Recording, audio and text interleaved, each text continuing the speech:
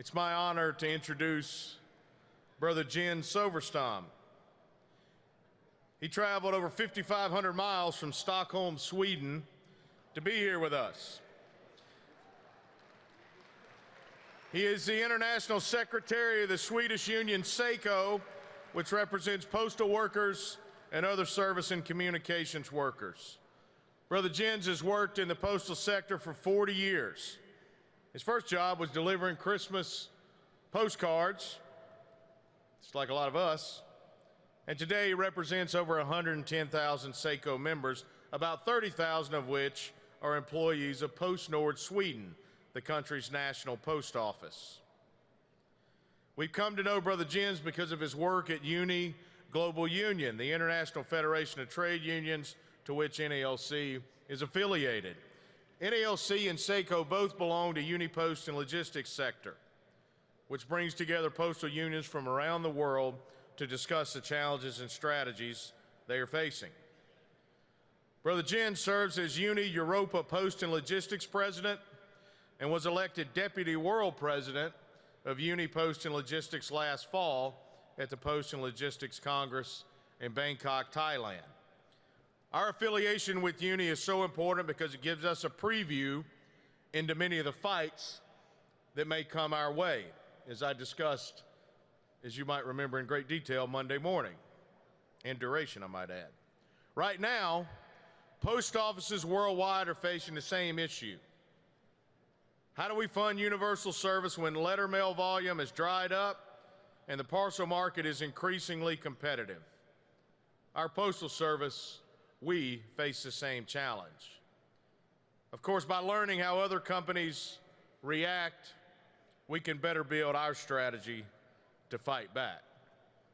Some countries like Denmark, which ended all letter delivery at the end of last year, and Canada, which has announced it will be ending all door delivery. These countries have taken drastic measures. Others are making changes incrementally, like Italy and France, which have reduced the number of days mail and parcels they deliver each week. The most large-scale review of universal service is in the European Union, which is rewriting the minimum standards for postal systems within its borders. We asked Brother Jyn to be here today to educate us about the European Union's proposed changes and how UNI and its affiliates are working to ensure the voices of postal workers are heard in this process. Brothers and sisters, please join me in welcoming Jyn Sotom.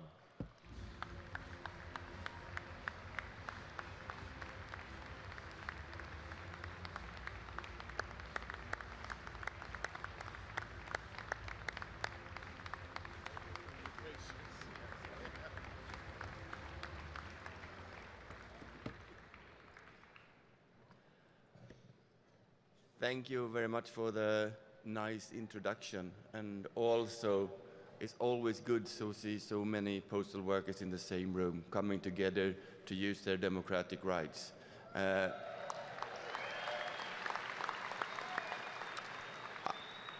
want to start with actually thanking NALC for taking part in the work that we do in the UNI Global Union.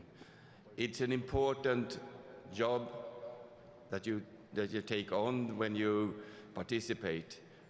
We learn from each other. We show solidarity to each other.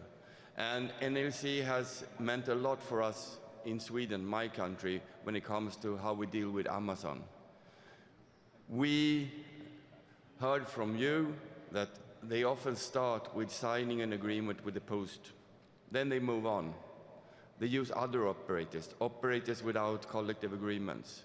Then they start doing their own service, delivery service. By knowing what their strategy is, we could adapt as a union. And now they did the same. They started with signing an agreement with the post. Then they moved on to other operators without CBAs. But we managed them to get back. So a couple of weeks ago, they brought both their warehouses did go back to the post. with their service. So we are now having the packages. So thank you, NLC, for that. Without you, we would have a lot of delivery with Amazon without collective agreements.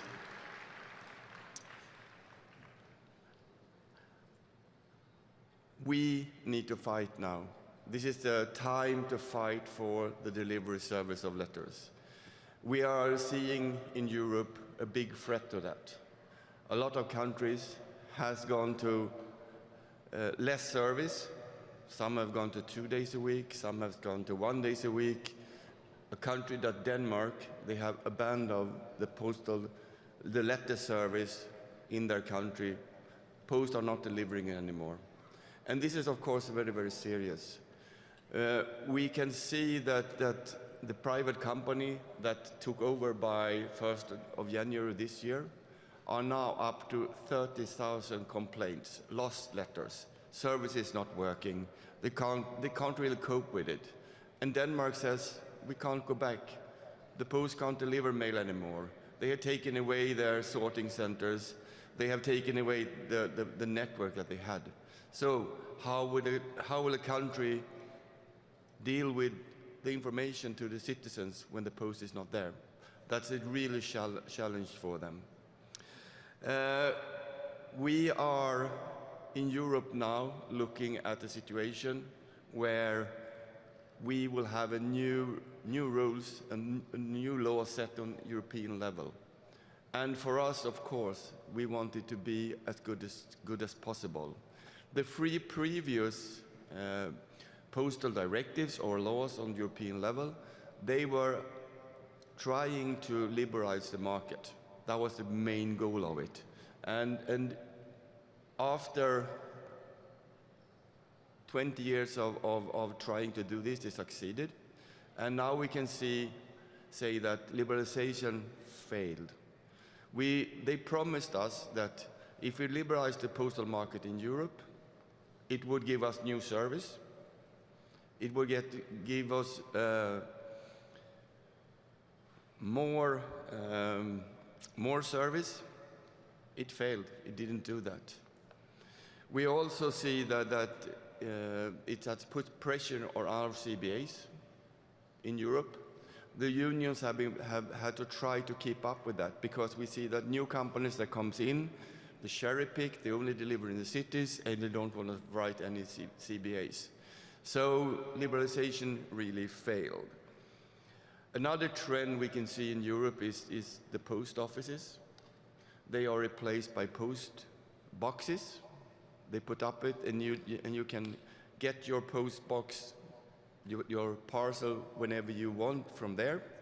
And this is, of course, a threat to post offices. In some countries, they have already been replaced by postal points, where you can go to a supermarket or shop and get your parcel from 7 in the morning to 10 in the evening. But it also means that it puts pressure on those who are still having the post offices and need them for their public system. So I just want to make you aware of that this is happening on side by the decrease of the letter volume and also the will to decrease service.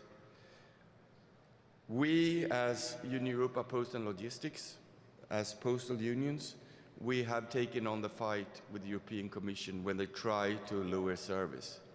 And we have launched a campaign which is called Save Our Post. We have 7 demands on the European Commission. And the most important one is that we want parcels to be a part of the universal service obligation. And why is this so important? We see that parcels are the future for the post. Letters will still be important, and letters needs to be there. But we see also without the parcel growth, and that we are having a right to deliver parcels. This will make us, as Post, National Post, if we lose a lot of letter volumes, still be a part of the public system.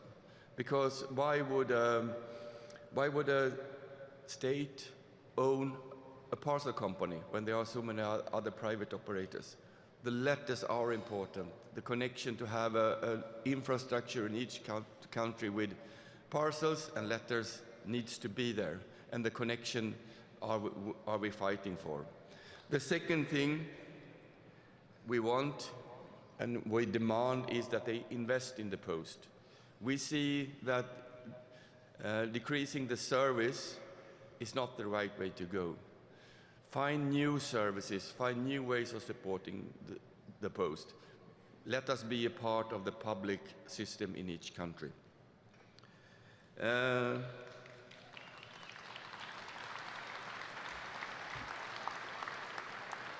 The third thing that we are demanding is that let the post and the postal market have good conditions.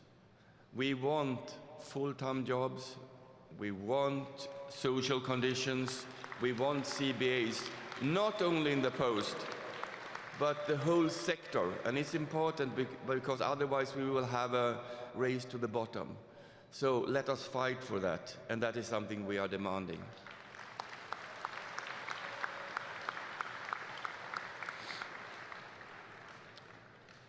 We are taking on the fight. Right now we are trying to find our partners, trying to fight what the European Commission wants, and I think we have a first success, because the European Commission had 3 different options. The first option were, we don't need any rules at all. Let the countries set their own rules. They could be as low as 1 delivery a week.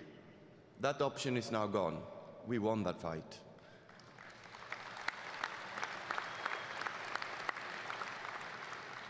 The 2 remaining options are keep the rules that we have now, but we don't think that's good enough. We want the parcels included.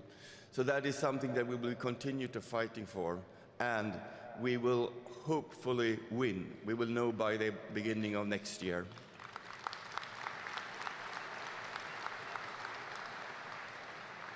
So, what's there for you? First of all, we hope for your solidarity to our Save Our Post campaign as NLC. I think that's important for us. Secondly, when something is happening in Europe, it's a big postal market, it will also happen in other parts of the world. I think it's important that you fight deregulation here, that you fight privatization, you fight decrease in services, but start discussing, because you will be put under pressure. How do you argue with the government when they say that you also need to decrease service? It's good to have a readiness, it's good to have your members with you. So with that, I want to thank you for letting me speak to you, and I hope that you have a really good convention.